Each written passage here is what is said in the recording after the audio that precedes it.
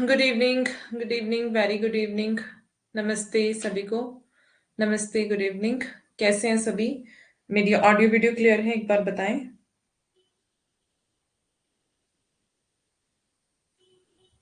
दिखाई सुनाई दे रही हूँ मैं?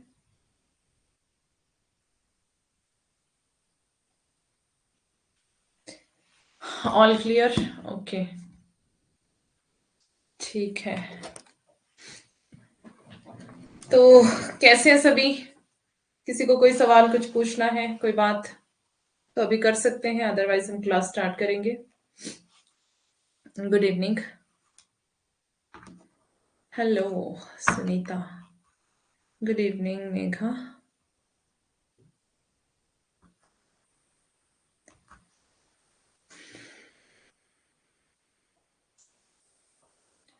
किसी का कोई सवाल, किसी ने कुछ कहना है, कुछ पूछना है, तो अभी आप बात कर सकते हैं।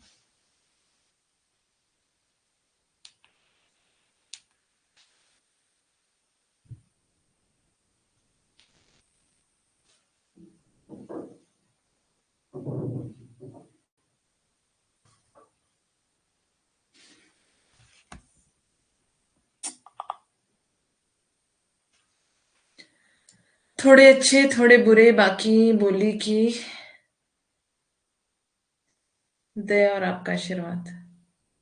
अच्छा, थोड़े अच्छे हो थोड़े बुरे हो, अच्छा जी। तो पूरे अच्छे बन जाओ। ओके।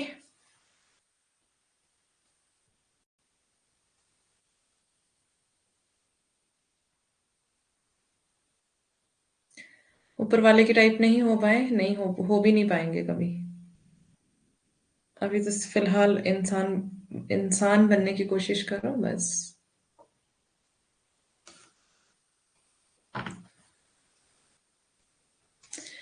तो क्विज करने का मजा आ रहा है कि नहीं? मैं अच्छी हूँ, बढ़िया एकदम।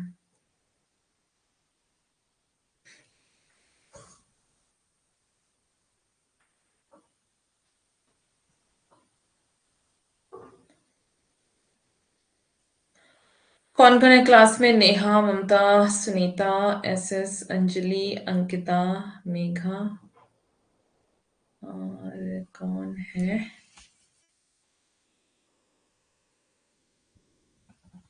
अंकिता, श्वेता, अंशिका, सुशीला।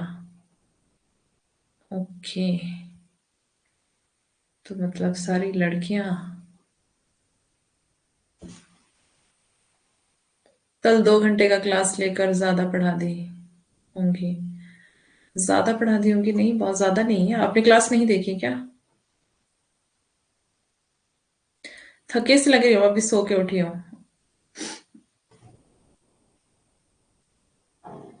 आप ही का क्विज रिपीट कर रहे हैं, अच्छा।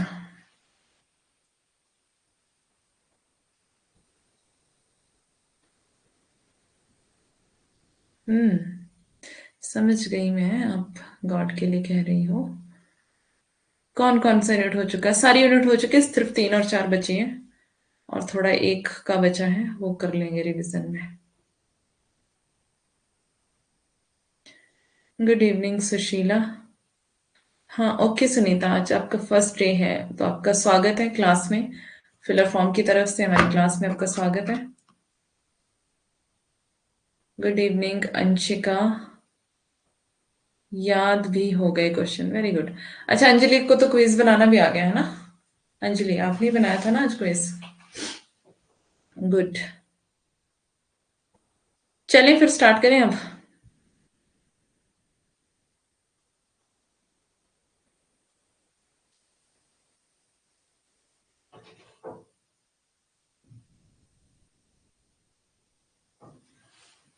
अच्छा था, अच्छा बनाया था, अच्छे क्वेश्चंस थे। ऐसे ही करके मतलब डेली डेली एक एक एक रिस्पॉन्सिबिलिटी ले लो अपनी अपनी, तो फिर बहुत सारी चीजें आपकी कवर हो जाएंगी ना।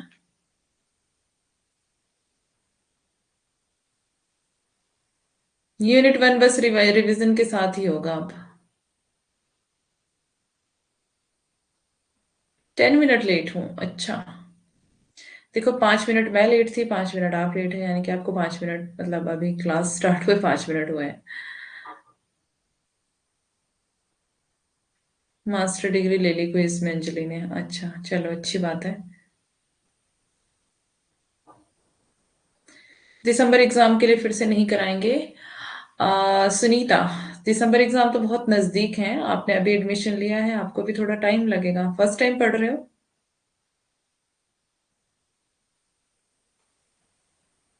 मुझे भी पहले मैम ने ही सिखाया था। तो जो मास्टर होता है वही तो सिखा सकता है ना आपको, है ना। वही जो मास्टर खुद होता है वही मास्टर बना सकता है ना। अगर कोई खुद मास्टर नहीं होगा तो दूसरे को क्या बनाएगा, बताओ।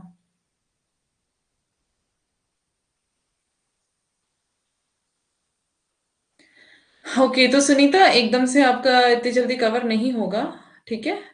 आप पुरानी क्लासेस देखो और जो लाइव क्लासेस हमारी चल रही हैं उसको भी देखते रहो साथ साथ में, ठीक है। दिसंबर एग्जाम बहुत जल्दी है और उसके लिए बहुत कम टाइम बचा है अभी। पुरानी क्लासेस देखो आप, ठीक है। और लाइव क्लास में आप डेली आया करो। सही बोले हैं मैम, ओके। तो चलो जी, अब हो गया सबका। अब हम चलते हैं और शुरुआत करते हैं अपने यूनिट 4। दिवाली की सफाई हो रही है। ये तो मैंने पहले ही कहा था आपको कि दिवाली की सफाई शुरू हो जाएगी तो आप पढ़ नहीं पाएंगे। पर मेरी बात थोड़ी लेट समझ में आती है। सब।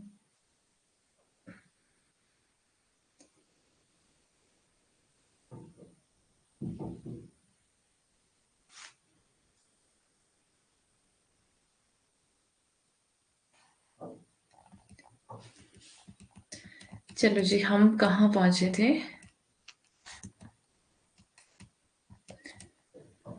नव जागरण के 3 चरण, ये पढ़ लिया था। पढ़ लिया था। हिंदी नव जागरण की समस्याएं पढ़ी थी।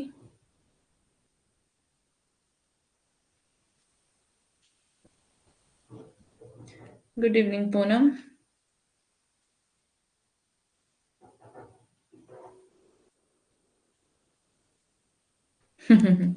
त्योहारों में बीत जानी जिंदगी, है ना।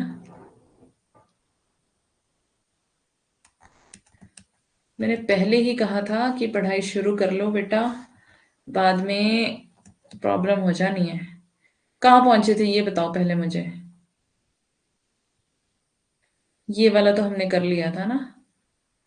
अम,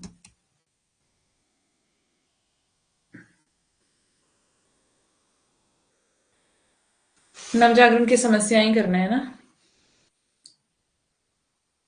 मेरे घर भी कर दो सफाई। अच्छा।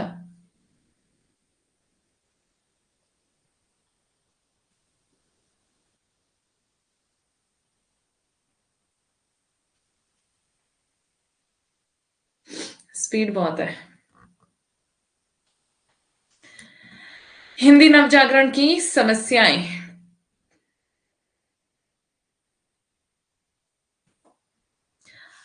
ठीक है जी, हो गई बातें। फोकस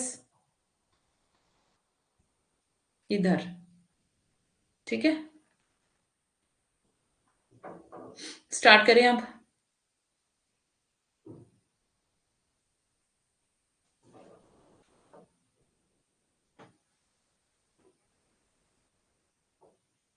6 बजे की क्लास नहीं हुई थी शीला। 6 बजे वाली क्लास कल नहीं हुई थी।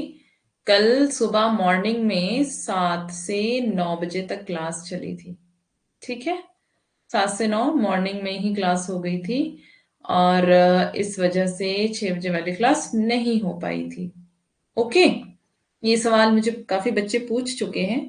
तो कल सुबह 7 से 9 क्लास हुई थी, है ना, 2 घंटे की। तो इसलिए शाम 6 बजे क्लास नहीं थी। और कल भी, टुमारो मॉर्निंग में ही हम क्लास ले लेंगे 7 से 9, ठीक है। तो तैयारी के साथ ही आना सभी। कल भी मॉर्निंग में ही क्लास होगी 7 से 9, इवनिंग में नहीं होगी। कल मुझे कहीं जाना है, मीन्स शादी में जाना है, ठीक है। तो इस वजह से दिन में चली जाऊंगी तो शाम को क्लास नहीं ले पाऊंगी मैं। तो सुबह ही हम 2 घंटे की क्लास कर लेंगे, ठीक है सब। सबको पता चल गया ना, फिर कल कोई परेशान ना हो। अभी बता देती हूँ कि कल मुझसे कोई पूछे और परेशान हो जाए कि क्लास का वेट करते रहें कि शाम को क्यों नहीं हो रही है। तो इसलिए मैं पहले ही बता देती हूँ कि मॉर्निंग में ही मैं कर लूंगी, है ना। क्या कहा मैम? मॉर्निंग में क्लास नहीं, मॉर्निंग में नहीं कर पाएंगे। देखो, अगर आप नहीं कर पाते हैं तो उसके लिए आपके पास ऑप्शन है कि आप रिकॉर्डेड क्लास देख लो, है ना। रिकॉर्डेड क्लास ऐप पे ही होती है, वहीं पर होती है, तो वहां से आप कर सकते हो, देख सकते हो।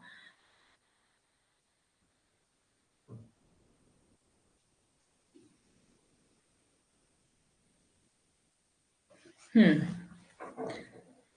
तो चलिए जी, ध्यान इधर दीजिए और अब स्टार्ट करते हैं। हिंदी नवजागरण की समस्याएं। एक समय के बाद सांप्रदायिकता की समस्या इसमें आई। ये हमने देख लिया, सांप्रदायिकता की समस्या जो आई थी। ठीक है, सुबह सुबह वाली क्लास में हमने देख लिया था।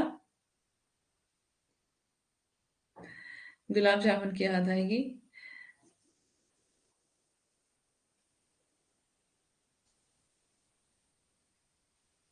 ओके मेघा, कोई बात नहीं, डोंट वरी। मॉर्निंग क्लास अगर आप नहीं देख पाते हैं, मैंने कहा आप रिकॉर्डेड देख सकते हैं, ठीक है मेघा। रिकॉर्डेड क्लास आप देख सकते हो, और इवनिंग में आप क्लास में आ जाया करो, है ना, अपनी सहूलियत के अकॉर्डिंग। ठीक है, ऑनलाइन स्टडी में ये तो फायदा है, जब मर्जी आप देखो, क्लास तो वहीं पड़ी रहती है रिकॉर्डेड में। तो ऑप्शन रहता है आपके पास कि आप रिकॉर्डिंग देख सकते हो, है ना। Good evening Anusuiya. तो इसलिए बिल्कुल भी चिंता ना करें, जो नहीं जुड़ पाते हैं उनके लिए रिकॉर्डेड क्लास अवेलेबल होती है। टेंशन मत ले, है ना। बस अपनी तैयारी को जारी रखें। चलो अब, एक समय के बाद सांप्रदायिकता की समस्या इसमें आई। इसका कारण अंग्रेजी की मुस्लिम तुष्टिकरण की नीति थी। 1909 में पृथक निर्वाचन मंडल का प्रावधान इसका प्रमाण है। ये पढ़ लिया था हमने सुबह। हिंदी उर्दू विवाद में न केवल भाषा की खाइयां पैदा की, बल्कि भाषा की समस्या को धर्म से जोड़कर सांप्रदायिकता को भी बढ़ाया। ये मैंने आपको बता दिया था कि हिंदी और उर्दू में भी विवाद चल पड़ा था। हिंदी हिंदुओं की भाषा और उर्दू मुसलमानों की भाषा, और दोनों ही संप्रदायों में भाषा भी बंट गई, है ना। बहुभाषी देश में राष्ट्रभाषा के सवाल के कारण भी हिंदी नवजागरण पर प्रतिकूल प्रभाव पड़ा। प्रतिकूल मतलब विपरीत। 19वीं शताब्दी का नव जागरण हिंदी साहित्य के इतिहास का दूसरा जागरण है। ये भी आपको मैं सुबह बता चुकी थी कि जो 19वीं शताब्दी में जो जागरण नव जागरण हुआ, जो हिंदी साहित्य के इतिहास में, ये कौन सा जागरण था? दूसरा। पहला वाला कौन सा था? ये भी आपको सुबह क्लियर कर दिया था कि पहले जो पहला वाला जागरण कौन सा था, जब मुसलमान भारत में आए थे, और जब मुस्लिमों का शासन था, और जब वो इंडियंस को बहुत ज्यादा तंग कर रहे थे, उनकी देव मंदिरों को गिरा रहे थे, उनके पूज्य पुरुषों का अपमान हो रहा था, मूर्तियां तोड़ी जा रही थी। इस वजह से इंडियंस जो थे बहुत ज्यादा परेशान थे, क्योंकि इंडियंस जो थे वो गुलामी में थे, है ना। ये सब हमने सुबह पढ़ लिया था। जनता किसकी ओर गई? भक्ति की ओर गई। जब जनता भक्ति की ओर गई, जब जनता ने भक्ति का मार्ग चुन लिया, तो उसको एक जागरण कहा जाता है ना, कि लोगों में क्या आई? जागृति आई। तो पहला जागरण उसी को कहा जाता है, जब पहली बार लोगों के अंदर क्या आई? जागृति पैदा हुई। फिर 19वीं शताब्दी में जो आया, 19वीं शताब्दी में क्या हुआ? क्रांति हुई, है ना। 1857 वाली जो क्रांति है, उसी की बात कर रहे हैं कि क्या हो गया। अब क्या चाहिए? हर चीज से लोक जागरण, लोक जागरण, नव जागरण, है ना। तो क्या बता रहे हैं? हाँ, लोक जागरण भक्ति काल को कहा है।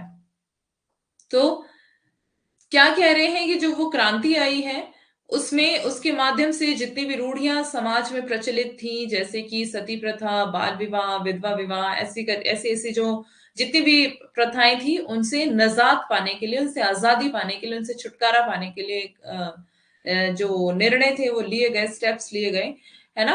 तो इस धीरे धीरे करके लोगों में जागृति आई। तभी तो कहते हैं कि जागृत जागे हुए तो हम पहले ही थे, पर अब कौन सा जागना है? नए तरीके से जागना। इस समय भारतीय संस्कृति अध्यात्म प्रधान और मध्यकालीन दौर से गुजर रही थी, जबकि पाश्चात्य संस्कृति वैज्ञानिक तथा मशीनी क्रांति के आधार पर भौतिकवाद और पूंजीवाद का प्रतिनिधित्व कर रही थी। उसका आध्यात्मिक पक्ष तुलनात्मक रूप से कमजोर था। उसके पास वैज्ञानिक तार्किक शिक्षा थी, इहलौकिक मानसिकता थी, समानता, स्वतंत्रता, न्याय और बंधुत्व के आधुनिक आदर्श थे, जो तत्कालीन भारतीय समाज के लिए अनर्जित थे। इन दोनों की टकराहट में भारतीय संस्कृति ने, है ना, मैंने आपको बताया कि दोनों जो संस्कृतियां थी आपस में टकराई, इसीलिए तो वो कहते हैं रामस्वरूप चतुर्वेदी, दो जातीय संस्कृतियों की टकराहट से रचनात्मक ऊर्जा। इन दोनों की टकराहट से भारतीय संस्कृति ने आधुनिक शिक्षा व भौतिकता सीखी, तो पाश्चात्य संस्कृति ने यहाँ के अध्यात्म से प्रभावित हुई। ये वाली स्लाइड हम पूरी कर चुके थे सुबह। अब हम चलते हैं नेक्स्ट स्लाइड पर। साहित्य में नवजागरण की अभिव्यक्ति। किसी साहित्य में नवजागरण की चेतना कुछ विशेष रूप से दिखाई पड़ती है। ये इस प्रकार है, आत्म मूल्यांकन का भाव नव जागरण का केंद्रीय भाव है, क्योंकि दूसरी संस्कृति से परिचित होने पर समाज उसकी तुलना में आत्म मूल्यांकन करता है। इसके साथ साथ आत्म आलोचना तथा आत्म परिष्कार जैसी मानसिकता भी नव जागरण में अनिवार्य रूप से पनपती है, क्योंकि अपनी कमियों को पहचान कर चोट करना तथा कुछ नई चीजें सीखना इस स्थिति में स्वाभाविक होता है। अपने अतीत के प्रति रोमानी बोध भी नव जागरण में सामान्यतः दिखता है, क्योंकि समाज को रचनात्मक प्रेरणा देने के लिए ऐतिहासिक या मिथकीय प्रसंग बेहद कारगर भूमिका निभाते हैं। यहाँ इतिहास तटस्थ रूप से नहीं आता, बल्कि एक आदर्श तथा रोमानियत भरे रूप में प्रयुक्त होता है। जो संस्कृति हमारे समक्ष उपस्थित है, उसके सकारात्मक तत्वों को ग्रहण करने की चेतना नव जागरण में काफी प्रमुख होती है। 19वीं सदी के नवजागरण में यूरोपीय संस्कृति के जिन तत्वों का प्रभाव दिखता है, वे हैं वैज्ञानिक तार्किक शिक्षा, आधुनिक और इहलोकवादी दृष्टिकोण, समानता, स्वतंत्रता, न्याय और बंधुत्व जैसे सामाजिक राजनीतिक आदर्श इत्यादि। जहां जहां साहित्य में ये तत्व नजर आते हैं, वे सभी बिंदु नव जागरण के रूप में देखे जाते हैं। समझ आ गया कि तार्किक शिक्षा है जहां पर आधुनिकता है, इहलौकिकता है ना, इस लोक की दृष्टिकोण वाली बातें, समानता, एक दूसरे मतलब लोगों को सबको समान रूप से देखना, क्योंकि हमने देखा था पीछे जाति प्रथा का जब विरोध किया गया, उसका खंडन किया गया, है ना। स्वतंत्रता भी आ गई, देश स्वतंत्र, लोग स्वतंत्र हो गए। न्याय और बंधुत्व की बातें और सामाजिक राजनीतिक आदर्श, ये सारी चीजें स्थापित की गई, है ना। तो ये सारी चीजों के स्थापित होने को क्या कहा गया? नव जागरण, नैतिक आदर्शों की स्थापना। रामविलास शर्मा द्वारा लिखित दो पुस्तकें, महावीर प्रसाद द्विवेदी और हिंदी नवजागरण, इंपॉर्टेंट है। भारतेंदु हरिश्चंद्र हिंदी नवजागरण की समस्याएं, दोनों पुस्तकों का नाम याद रखना है आपको। और वैसे भी आपकी जो पांडे वाली गाइड है, उसमें एक पोर्शन है आलोचना वाला ना, आलोचना, निबंध और आलोचना ऐसे करके होगा। तो वो निबंध और आलोचना, कुछ रचनाएं ऐसी जो निबंधों में भी है, आलोचना में भी है, तो वो सारी चीजें आपको याद करनी है। तो अभी से उसको शुरू कर दो याद करना, जैसे जैसे भी टाइम मिलता है।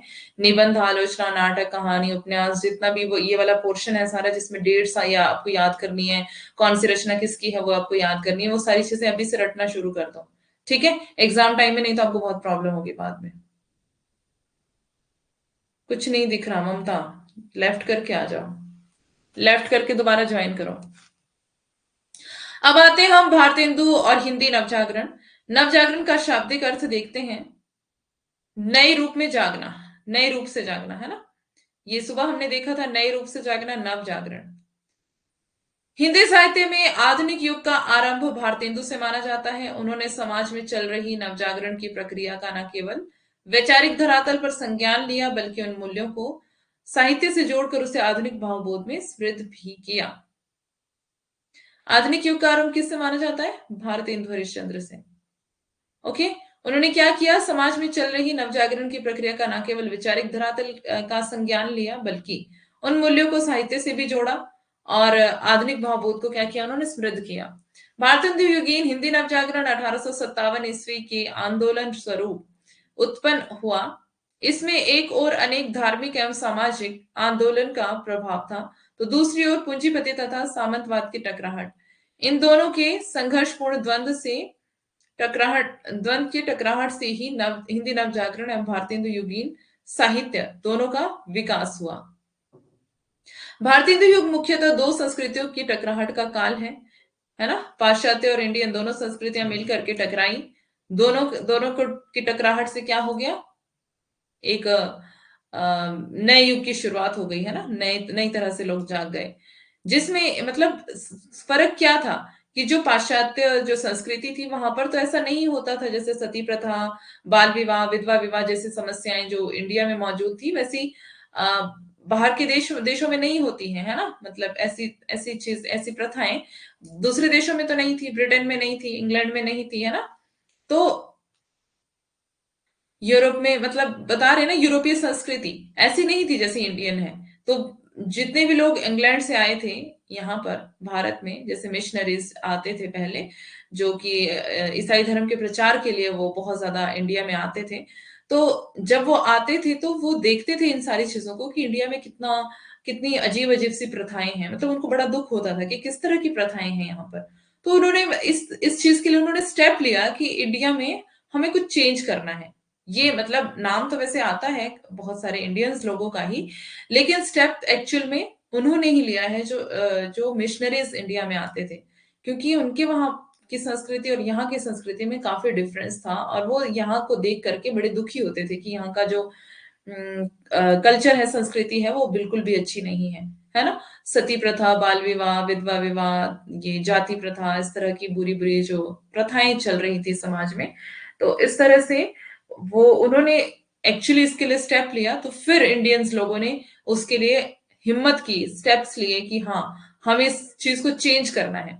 तो दोनों ही मतलब जो पाश्चात्य संस्कृति थी और इंडियन थी, दोनों आपस में टकराई, है ना। दोनों का टकराव हुआ एक दूसरे से। दोनों क्या हुए, मतलब अपना अपना वो जैसे जो पाश्चात्य संस्कृति थी, उन्होंने अपना यहाँ पर अपने देश का जो यहाँ पर वो संस्कृति थी उसको थोड़ा सा लागू करने की कोशिश की, ताकि इंडिया के लोगों की सोच थोड़ी चेंज हो जाए।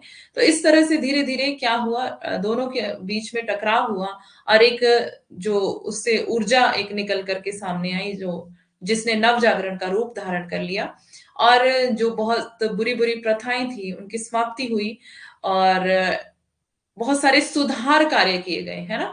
तो यही बता रहे हैं यहाँ पर कि दो संस्कृतियों की टकराहट का काल है, जिसमें एक और मध्ययुगीन दरबारी संस्कृति, तो दूसरी ओर आम जनता में सामाजिक और राजनीतिक आंदोलन। फिर अब यहाँ की बता रहे हैं, ये इंडिया की, कि दरबारी संस्कृति थी, है ना, और दूसरी ओर आम जनता थी। सामाजिक और राजनीतिक आंदोलनों के लिए वातावरण भी तैयार करना था। साहित्य में देश के बढ़ते हुए असंतोष को सिर्फ पैदा करना भर नहीं था, बल्कि सदियों से चली आ रही सामंती विचारों से भी मोर्चा लेना था। भारतीय तो देश की राजनीतिक स्थितियों का बराबर खबर लेते रहे, राजनीतिक स्थितियों की बराबर खबर लेते रहे भारतेंदु। नवजागरण के केंद्र में मनुष्य की स्थापना है। भारतेंदु ने इसे समझा तथा देश की तत्कालीन परिस्थितियों को परख कर उसकी दुर्दशा के विषय में लिखा। क्या लिखा? रोवहु सब मिल के आवहु भारत भाई, हाँ हाँ भारत दुर्दशा न देखी जाए। भारत दुर्दशा नाटक की पंक्तियां पढ़ा है, भारत दुर्दशा नाटक। उसकी पंक्तियां हैं ये कि रोवहु सब मिल के आवहु भारत भाई, मतलब भारत के जितने भी भाई हैं सब आपस में मिलकर के रो। क्यों? क्योंकि भारत की दुर्दशा जो है वो बहुत डेंजरस हो चुकी है, खतरनाक हो चुकी है ना। तो अतीत का वर्णन भी है, जो भारतेंदु ने किया अतीत का वर्णन, और फिर भविष्य का वर्णन कि हम अतीत में कैसे थे, भविष्य में हम कैसे होने वाले, और वर्तमान हमारा कैसा चल रहा है। तो भारतेंदु केवल दुर्दशा देखकर चिंतित नहीं थे, उन्हें कारणों की भी समझ थी, है ना। मतलब सिर्फ वो ये नहीं देख रहे थे कि भारत की दुर्दशा हो रही है, बट वो ये देख रहे थे कि कारण क्या है इसके पीछे, दुर्दशा होने के पीछे।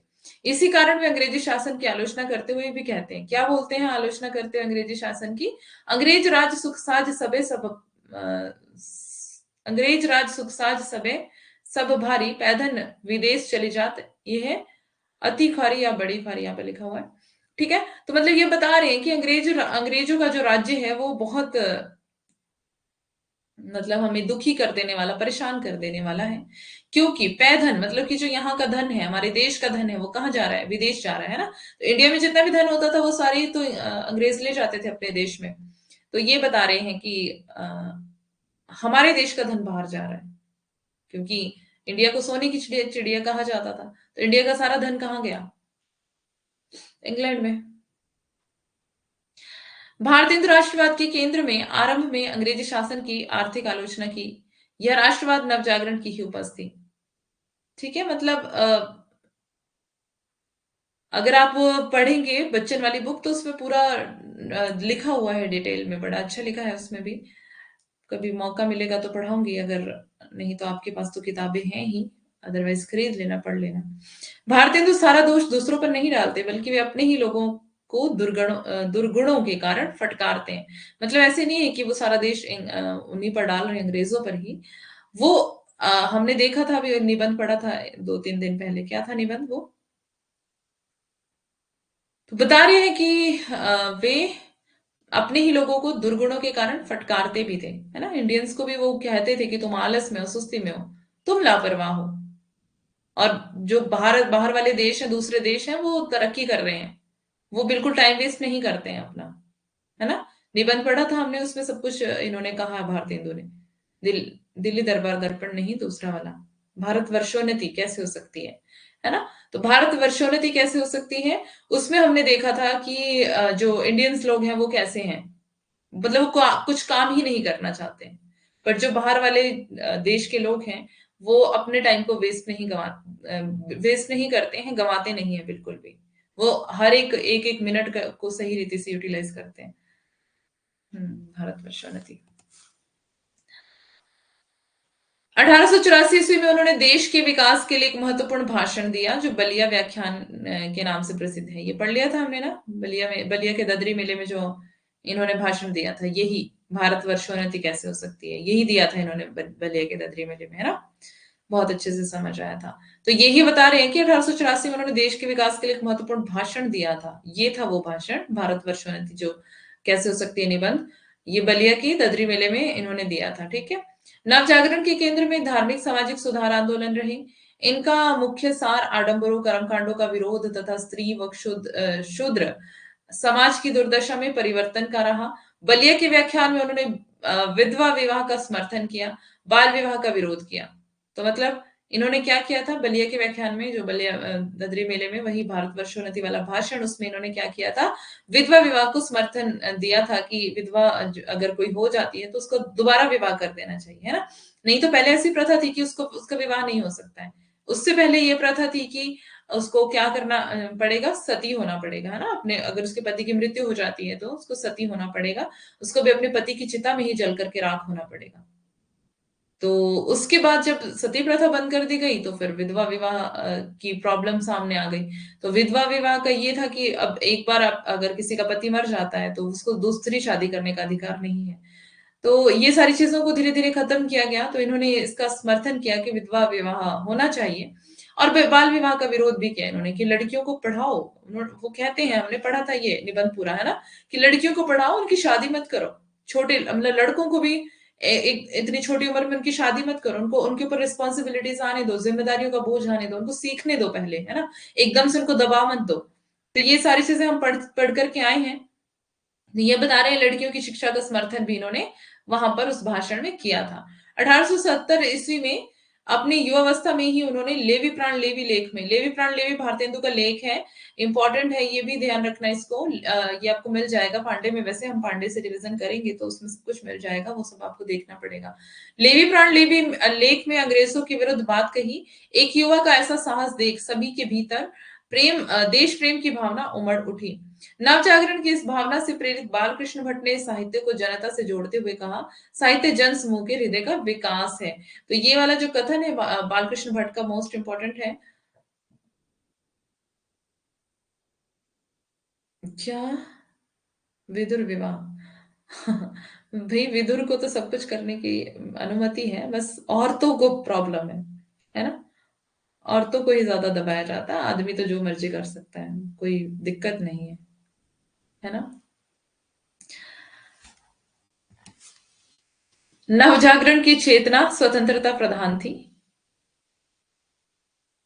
पुरुष प्रधान देश है ना, तो पुरुष प्रधान देश में पुरुषों को आजादी नहीं होगी तो किसको होगी। नवजागरण की चेतना स्वतंत्रता प्रधान थी, इसलिए वे हर प्रकार के साम्राज्यवाद का विरोध करते रहे, चाहे अंग्रेजों का हो या मुसलमानों का। लेकिन वह केवल साम्राज्यवाद का विरोध है, धर्मों का नहीं। वे मुसलमानों की समानता की प्रशंसा करते हैं। तमाम प्रगतिशील बातें उन्होंने अंग्रेजों से सीखी थी।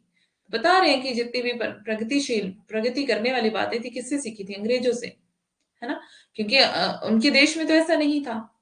यहाँ पर इंडिया में देख के वो हैरान होते थे कि क्यों ऐसी यहाँ पे प्रथा है, नहीं होनी चाहिए।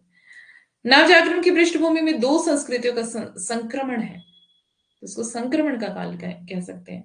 भारतीय संस्कृति और यूरोपीय संस्कृति, इन दोनों संस्कृतियों के संक्रमण में यूरोप ने स्वयं को बेहतर बताकर भारतीयों को असभ्य बताया। तो भारतीय थे ही असभ्य, तो बताते भी वही, क्या करते बेचारे। भारतेंदु ने अपने समय को समझा तथा भारतीयों को हीन भाव से बचाने का प्रयास किया। अपनी भाषा को लेकर प्रेम का भाव इसी की देन है। साथ ही गद्य की प्रधानता व उसके लिए खड़ी बोली का प्रयोग जनता को जागरूक करने के लिए भी हुआ।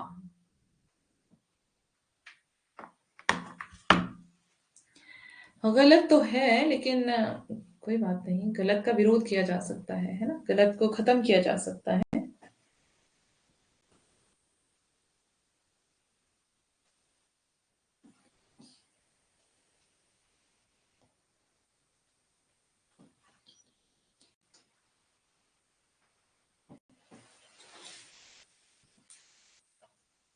लिरिकल बैलेड्स पुस्तक किसकी पुस्तक है?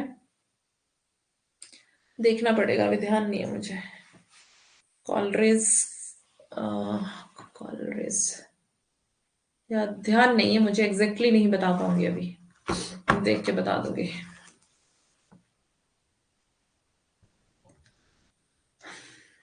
भारतेंदु ने अपने समय को समझा। अच्छा हो गया ये, जागरूक करने के लिए भी हो। अच्छा कहाँ थे हम? भारतेंदु ने अपने समय को समझा तथा भारतीयों को हीन भावना से बचाने का प्रयास किया। अपनी भाषा को लेकर प्रेम का भाव इसी की देन है।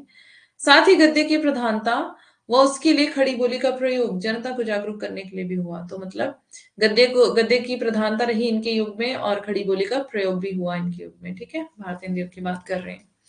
भारतेंदु ने कई पत्रिकाओं का संपादन किया। तीन तो इनकी मुख्य थी, जो मैं आपको कई बार पढ़ा चुकी हूँ।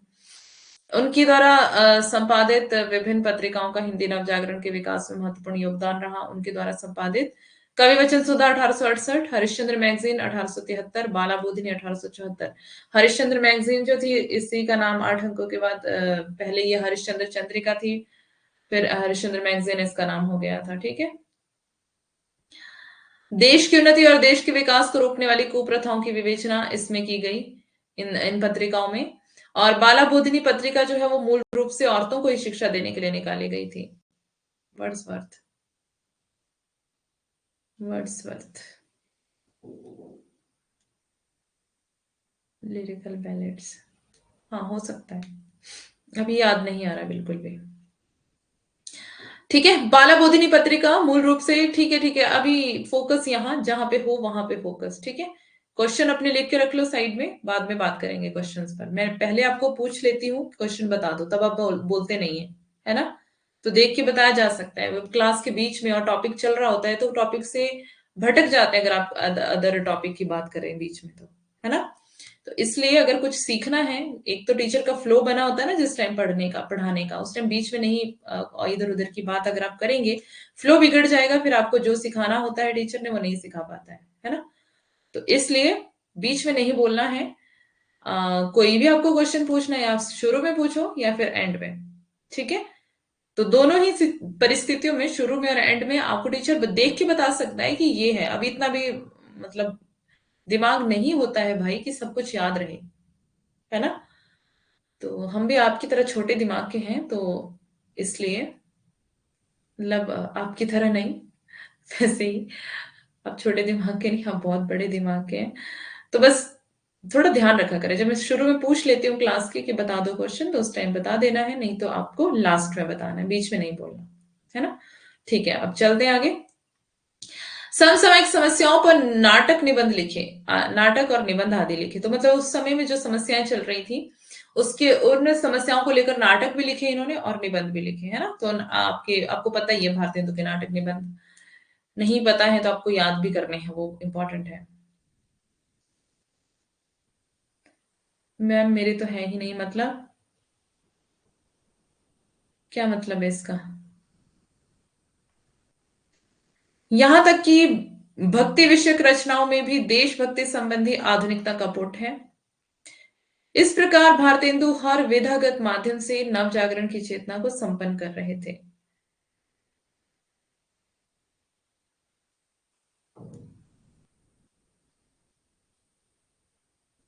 भारतेंदु के साहित्य में नवजागरण की चेतना पूर्ण रूप से मिलती है। इसमें उनका अंतर्विरोध भी शामिल है, जैसे राजभक्ति, देशभक्ति आदि।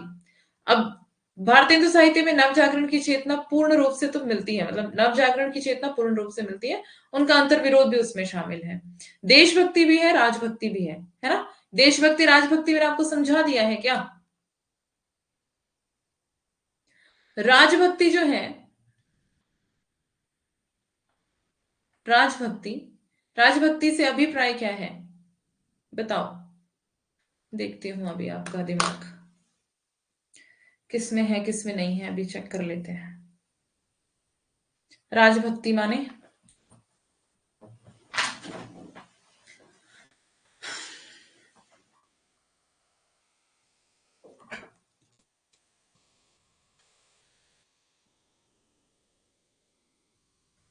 पास्ट।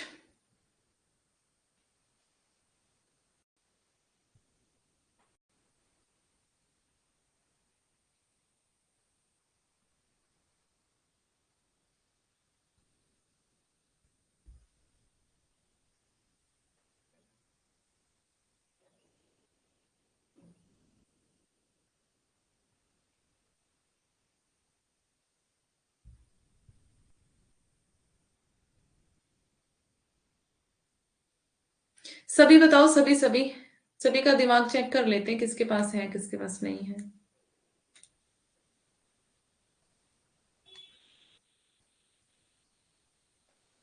अपने राज के लिए भक्ति मतलब क्या है इसका मतलब?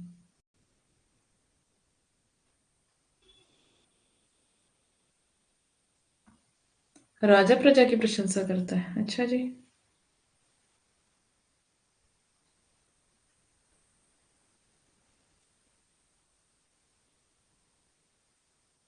राजा को क्या लोड़ पड़ी है भी प्रजा की प्रशंसा करने की? हम्म।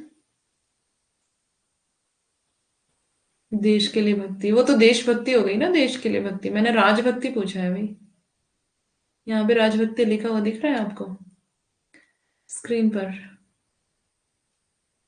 क्या मेरी मेरी मेरी लिखाई समझ नहीं आ रही? अपने राजा का गुणगान करते थे, उनकी प्रशंसा करते थे, वीर गाथा काल के कवि, अच्छा। अब तो वीर गाथा में पहुंच गए, हम आधुनिक काल पढ़ रहे हैं।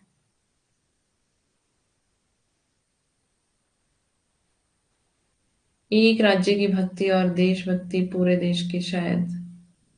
राजनीतिक भक्ति, राजा की भक्ति, पॉलिटिकल भक्ति। हम्म। राजभक्ति से अभिप्राय है राज्य की भक्ति नहीं, राजाओं की भक्ति, यानी कि जो ऊंची पदवियों पर विराजमान है देश, जैसे प्रधानमंत्री, मुख्यमंत्री, है ना? तो उनकी भक्ति की बात कर रहे हैं यहां पर, ठीक है? तो राजभक्ति और देशभक्ति, तो जो राजभक्ति करते थे वो देशभक्ति नहीं करते थे, है ना? जिनके अंदर राजभक्ति थी उनके अंदर देशभक्ति नहीं थी, क्योंकि एक या तो राजभक्ति कर पाएगा या देशभक्ति कर पाएगा। या तो वो देश के लिए लड़ पाएगा, या फिर वो देश से अलग होकर के राजाओं के लिए, राजाओं का फेवर कर पाएगा, ठीक है? हाँ, रिजल्ट आप खुद ही निकाल लो, मैंने सही बताया था गलत बताया था? ओके। हाँ, 1884 ईस्वी में भारतेंदु, मतलब राजभक्ति इस समय में ज्यादा थी, बहुत ज्यादा थी, ठीक है? अभी हम बहुत आगे इसको पढ़ेंगे अच्छे से। 1884 ईस्वी में भारतेंदु जो महत्वपूर्ण ऐतिहासिक घटनाओं की सूची कालचक्र नाम से निर्मित कर रहे थे। ये कालचक्र नाम का एक निबंध है, ये भारतेंदु ने लिखा था, निबंध है ये कालचक्र, ठीक है? और एक इनका नाटक नाम से भी निबंध है, वो आगे आ जाएगा। उसी वक्त उन्होंने हिंदी नई चाल में ढली, हिंदी नई चाल में ढली कथन पूछा जाता है, ठीक है। ऐसे ही पूछा जाएगा, हिंदी नई चाल में ढली किसका कथन है? तो भारतेंदु का कथन है, हिंदी नई चाल में ढली पुस्तक है ये, ठीक है। और 1873 में इसका समय है, तो पूछा जाता है हिंदी नई चाल में कब ढली, तो 1873 भी आपको समय याद रखना है। यह प्रश्न यह है कि दुनिया की प्रसिद्ध घटनाओं में हिंदी का नए चाल में ढलना भी क्या प्रसिद्ध घटना है? अगर है तो 1873 को ही इसकी घटित होने का समय क्यों चुना गया? इसका उत्तर आचार्य शुक्ल ने दिया है कि सन 1873 में इन्होंने हरिश्चंद्र मैगजीन नाम की एक मासिक पत्रिका निकाली। हमने आधुनिक नहीं पढ़ा ना शुक्ल से, जिसका नाम हरिश्चंद्र चंद्रिका हो गया। ये देखो, यहाँ हम बता रहे हैं कि पहले इन्होंने हरिश्चंद्र मैगजीन निकाली थी, बाद में इसका नाम क्या हो गया था? हरिश्चंद्र चंद्रिका हो गया था, 8 अंकों के बाद चेंज हो गया था इसका नाम। हिंदी गद्य का ठीक परिष्कृत रूप पहले पहल इसी चंद्रिका में प्रकट हुआ। तो बता रहे हैं कि 1873 में जो हरिश्चंद्र मैगजीन थी और बाद में इसका नाम हरिश्चंद्र चंद्रिका हो गया, ये पुस्तक, ये पत्रिका जो है कौन निकालते थे? भारतेंदु निकालते थे। तो बता रहे हैं कि हिंदी गद्य का ठीक परिष्कृत रूप पहले पहल इसी चंद्रिका में, यानी कि हरिश्चंद्र चंद्रिका में प्रकट हुआ। तो हिंदी गद्य का परिष्कृत रूप इसमें आया। भारतेंदु ने नई सुधरी हुई हिंदी का उदय इसी से माना है। किससे? अपनी हरिश्चंद्र चंद्रिका पत्रिका से माना है। किस चीज का? सुधरी हुई हिंदी का उदय, है ना। तो इन्होंने हिंदी को सुधारा, उसके बाद धीरे धीरे धीरे धीरे हिंदी सुधरती गई, फिर आ गया द्विवेदी युग, फिर महावीर प्रसाद द्विवेदी ने पूरा इसके ऊपर काम किया डट करके, है ना। फिर सरस्वती पत्रिका आई 1900 में, और सरस्वती पत्रिका के माध्यम से महावीर प्रसाद द्विवेदी ने बहुत काम किया हिंदी के लिए, और हिंदी को पूरा परिष्कृत किया, पूरा सुधारा। एक एक मात्रा को अगर कोई लेखक उनको लिखने के लिए लिख करके देता था कि आप पत्रिका में छाप दो, तो पहले उसको देखा जाता था कि उसमें क्या गलतियां हैं, मतलब व्याकरण की कौन सी गलतियां हैं, है ना। तो इस तरह से व्याकरण की जो त्रुटियां रहती थी उनको वो चेक करते थे, फिर उनको ठीक करते थे, फिर उनको सिखाते थे जो मतलब कवि थे उस समय के, है ना। तो धीरे धीरे धीरे धीरे हिंदी जो है वो परिष्कृत होती गई। आगे बता रहे हैं, उन्होंने कालचक्र नाम की अपनी पुस्तक में लिखा है कि हिंदी नई चाल में ढली। ये भी पूछा जाता है कि कहां पर लिखा है ये भारतेंदु ने, कहां पर लिखा है? कालचक्र नाम की पुस्तक कहाँ लिखा? कालचक्र नाम की पुस्तक में क्या लिखा है इन्होंने? हिंदी नई चाल में ढली। कब ढली? 1873 में। और शुक्ल क्या बता रहे हैं इसके लिए कि 1873 में ही क्यों माना इन्होंने ये समय? क्योंकि इनका निबंध जो था, इनकी जो पत्रिका थी हरिश्चंद्र मैगजीन, जिसका 8 अंकों के बाद नाम चेंज होकर के हरिश्चंद्र चंद्रिका हो गया, उसी में हिंदी का परिष्कृत रूप सामने आया, नई सुधरी हुई हिंदी का उदय हुआ। ठीक है, यहां तक क्लियर है सभी को? कोई सवाल यहां तक? अगर यहां तक क्लियर है जल्दी से थम्स अप दे दें, अगर सवाल है कोई तो जल्दी से पूछ सकते हैं हम, आगे चलेंगे। ओके। भारतेंदु लोक भाषा के समर्थक थे, वे टकसाली भाषा के विरुद्ध थे।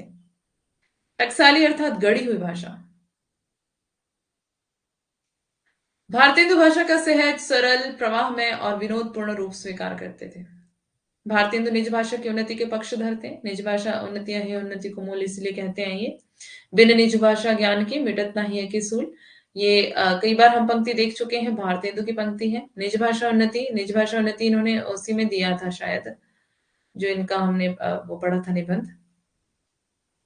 निज भाषा उन्नति है उन्नति को मूल की मतलब जो निज भाषा की उन्नति है, अपनी भाषा की उन्नति है, वो सारी उन्नतियों का मूल है, सारी उन्नतियों की जड़ है। और बिन बिन निज भाषा ज्ञान के, अगर निज भाषा का आपको ज्ञान नहीं है तो जो बिन निज भाषा ज्ञान की मिटत नहीं है कि सूल की हृदय का दर्द दूर नहीं हो सकता है। अब आते हैं जी, भारतेंदु युग हो गया कंप्लीट। यहाँ पर अब आते हैं महावीर प्रसाद द्विवेदी और हिंदी नवजागरण। पहले हमने देखा था भारतेंदु और हिंदी नवजागरण, ठीक है। तो भारतेंदु ने क्या किया हिंदी में नवजागरण को लाने के लिए? अब और भारतेंदु युग कैसे शुरू हुआ और भारतेंदु युग में कैसे कैसे काम हुए हिंदी के लिए, ये हमने अब तक देख लिया। अब हम आते हैं महावीर प्रसाद द्विवेदी और हिंदी नवजागरण की तरफ।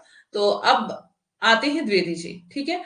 द्विवेदी जी ने 1903 से 1920 ईस्वी तक सरस्वती पत्रिका का संपादन किया। इसका समय आपको याद रखना पड़ेगा। 1903 में इन्होंने कार्यभार संभाला था। उसके पहले कौन थे इसके संपादक? कौन थे? किसी को याद है? मुझे नाम भूल गया है। इससे पहले कौन इसके संपादक थे? 1903 से इन्होंने कार्यभार इसका संभाला था। ये पूछा जाता है कि महावीर प्रसाद द्विवेदी ने सरस्वती का कार्यभार कब संभाला था? तो 1903 से 1920 तक इन्होंने सरस्वती के लिए काम किया है। सरस्वती मतलब सरस्वती पत्रिका, कोई लड़की मत समझ लेना। इसी के माध्यम से उन्होंने नव जागरण के संबंध में अपने विचारों को आगे बढ़ाया। तो इसी पत्रिका के माध्यम से उन्होंने काम किया और नव जागरण के विचारों को आगे इन्होंने बढ़ाया। श्याम सुंदर दास, हाँ, उससे भी पहले एक और थे। श्याम सुंदर दास इसके दूसरे थे। मुझे बिल्कुल भी दिमाग से निकल गया है। दूसरे नंबर पर तो श्याम सुंदर दास थे, तीसरे नंबर पर महावीर प्रसाद, पहले नंबर पर Chintamani Ghosh, yes very good Mamata. तीसरे नंबर पर थे महावीर प्रसाद और पहले नंबर पर चिंतामणि घोष। ठीक है, तो चिंतामणि घोष ने सबसे पहले इस पत्रिका का संपादन किया। उसके बाद दूसरे नंबर पर श्याम सुंदर दास ने और तीसरे नंबर पर 1903 में, ठीक है, महावीर प्रसाद द्विवेदी ने इस पत्रिका का कार्यभार संभाला। आगे सरस्वती हिंदी नवजागरण की एक सशक्त पत्रिका के रूप में स्थापित हुई। महावीर प्रसाद द्विवेदी जी ने सरस्वती पत्रिका के माध्यम से भारतीयों में राजनीतिक चेतना जागृत करने का अथक प्रयास किया। अनेक कवियों, लेखकों, साहित्यकारों को देश प्रेम पर कविताएं, लेख, आलेख आदि लिखने के लिए आमंत्रित किया। सरस्वती पत्रिका के संपादक के रूप में द्विवेदी जी ने कवियों, लेखकों में राजनीतिक चेतना की अलख जगाई, जिसने समस्त जनमानस में क्रांति का परिवेश तैयार किया। वे पहले राजनीतिज्ञ थे जिन्होंने ब्रिटिश शासन का खुलकर विरोध किया। इसका प्रमाण उनकी पुस्तक संपत्ति शास्त्र में मिलता है। तो संपत्ति शास्त्र किसकी पुस्तक है, किसकी रचना है? महावीर प्रसाद द्विवेदी की। नोट करना इसको, इंपॉर्टेंट है। इस पुस्तक के द्वारा उन्होंने अंग्रेजों की अर्थनीति के पीछे उनके झूठ को उजागर किया। यह सितंबर 1917 ईस्वी की सरस्वती में भारतवर्ष का कर्ज लेख में उन्होंने लिखा है। तो ये भी आपको ध्यान रखना है। सरस्वती में एक लेख लिखा था इन्होंने, भारतवर्ष का कर्ज। ठीक है, किसने लिखा? महावीर प्रसाद द्विवेदी ने। हिंदी भाषा के व्याकरण को स्थिर रूप देकर द्विवेदी जी ने नव जागरण के भाषिक पक्ष को निखारा। सरस्वती पत्रिका में उन्होंने अपनी कविता हे कविते में खड़ी बोली का तत्सम शब्द रूप पाठकों के समक्ष रखा। सुरभ्य रूप रस राशि रंजिते, विचित्र वर्णा भरणे कहाँ गई, अलौकिकानंद विधायिनी महाकविंद्र कांते, कविते अहो कहाँ। तो ये वाली पंक्तियां किसकी हैं? महावीर प्रसाद द्विवेदी पूछी जाती हैं, ध्यान रखेंगे इसको, इंपॉर्टेंट पंक्तियां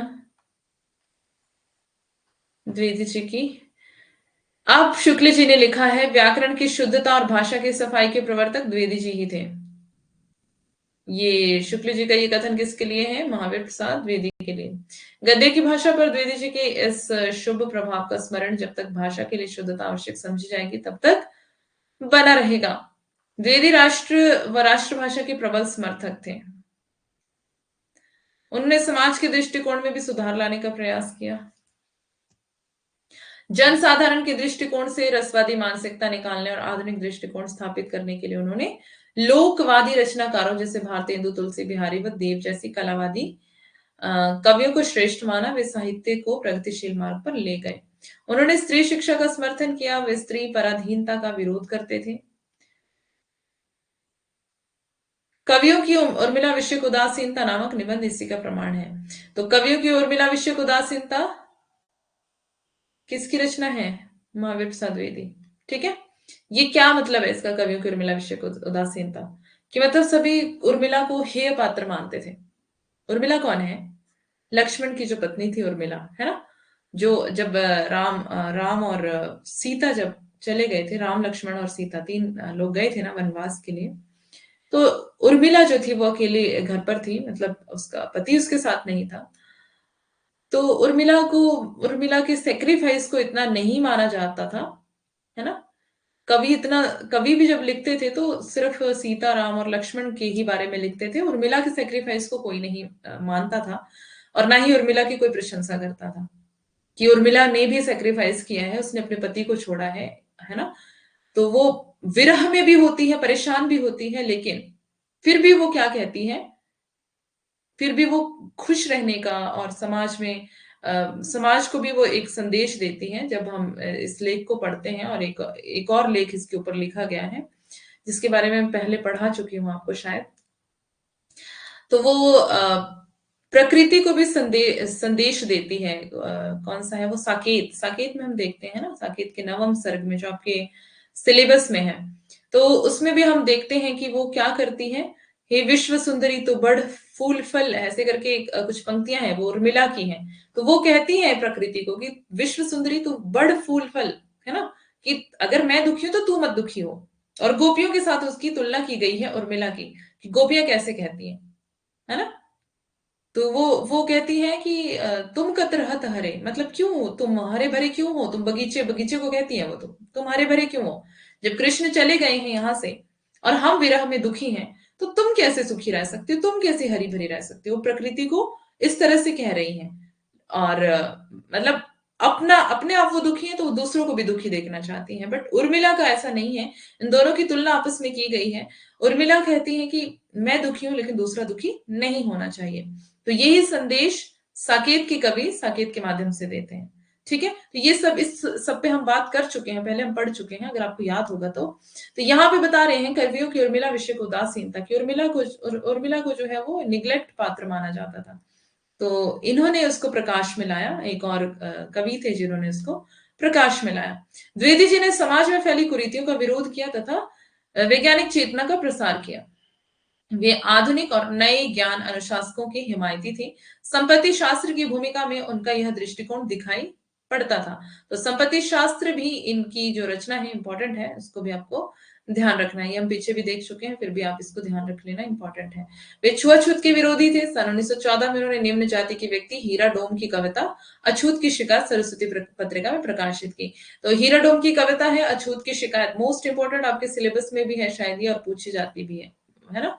तो इसको देख लेना। हीरा डोम की कविता है अछूत की शिकायत, ये भी सरस्वती पत्रिका में इन्होंने छापी थी, क्योंकि ये छुआछूत के भी विरोधी थे। और 1914 में निम्न जाति के व्यक्ति हीरा डोम की कविता इन्होंने सरस्वती में छापी थी। ठीक है, क्लियर है? किसी आपकी क्लास का टाइम हो गया, जाना है आपको?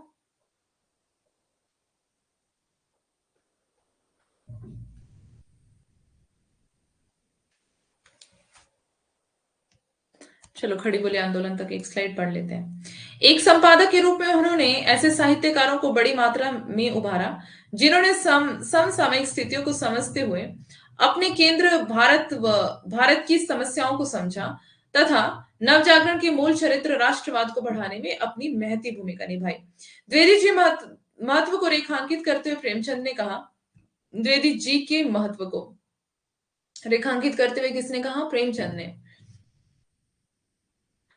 नोटिफिकेशन नहीं आया, बस अभी रुको, बस यही पढ़ना है हमने, एक ही स्लाइड। आज हम जो कुछ भी हैं उन्हीं के बनाए हुए हैं।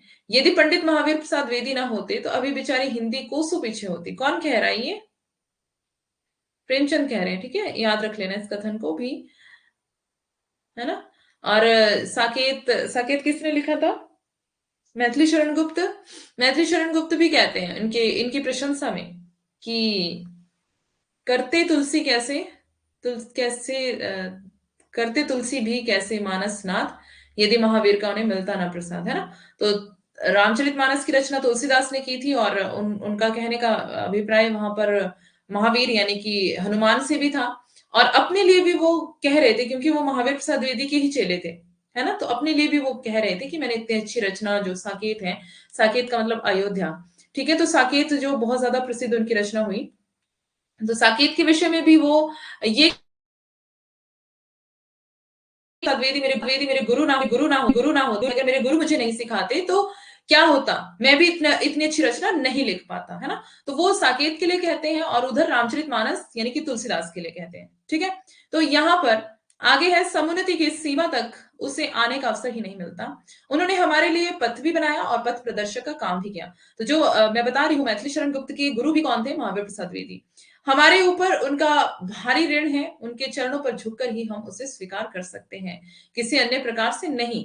हिंदी नव जागरण में उन्होंने जो योगदान दिया, हिंदी की सेवा की है, इतना किसी ने नहीं किया है। तो यहां तक आपका क्लियर हो गया है सब कुछ। अब खड़ी बोली आंदोलन हम कल सुबह की क्लास में देखेंगे, इसको आगे कंटिन्यू करेंगे। तो अभी आप जा सकते हैं अपनी क्लास में, कल सुबह वाली क्लास में मिलेंगे। और 17 बच्चों में से 12 बच्चे क्लास में रह गए हैं, ऐसा क्या हो गया भाई? पढ़ने का मन नहीं होता है ना। नेहा, अंजलि, अंकिता, श्वेता, अंशिका, सुशीला, आरती, मधु, पूनम, सुनीता, ममता, और बाकी बच्चे गायब हैं। ओके, चलिए, जिसने पढ़ना है उसने पढ़ना है, जिसने नहीं पढ़ना हम जबरदस्ती किसी से नहीं कर सकते हैं। अगर पंचवर्षीय योजना बना के बैठे तो हम क्या ही कर सकते हैं किसी के लिए, है ना। मैथिली शरण गुप्त के भाई का नाम सियाराम शरण गुप्त।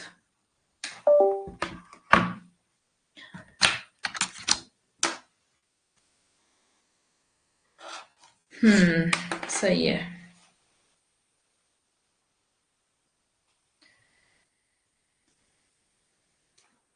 थैंक्स मैम जी। ओके जी, मोस्ट वेलकम।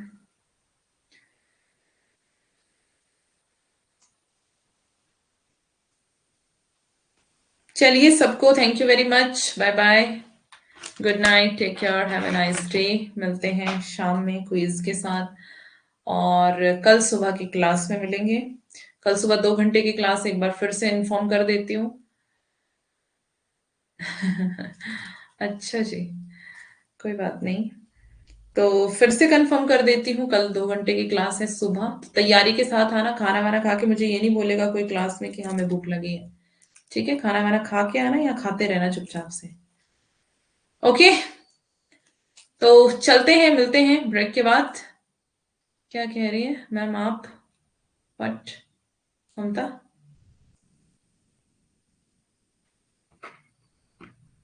क्वेश्चन देना। Nice class ma'am, okay thank you Madhu. Question देना, क्वेश्चन ही कह रहे हो ना आप? क्या कह रहे हो? क्विज, क्विज देना।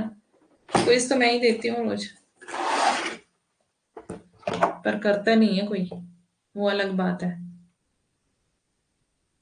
2 बच्चे क्विज देने आए होते हैं, उसमें से भी एक ही बच्चा आंसर दे रहा होता है, तो ये अच्छी बात नहीं है।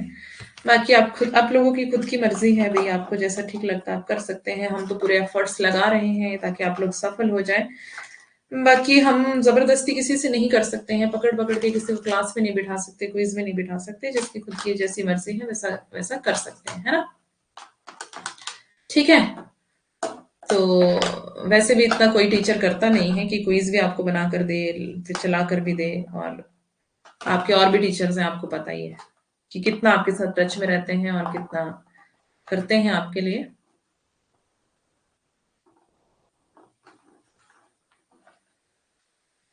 चलते हैं फिर। Okay ma'am, thank you. 10:30 PM बात करूंगी मैं। अच्छा जी, ठीक है जी।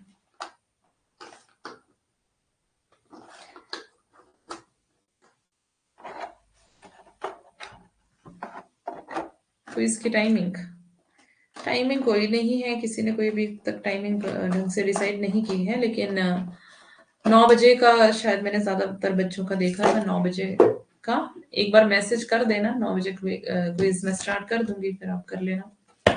ठीक है जी, बाय बाय। अब मैं एंड कर रही हूँ, मिलते हैं कल।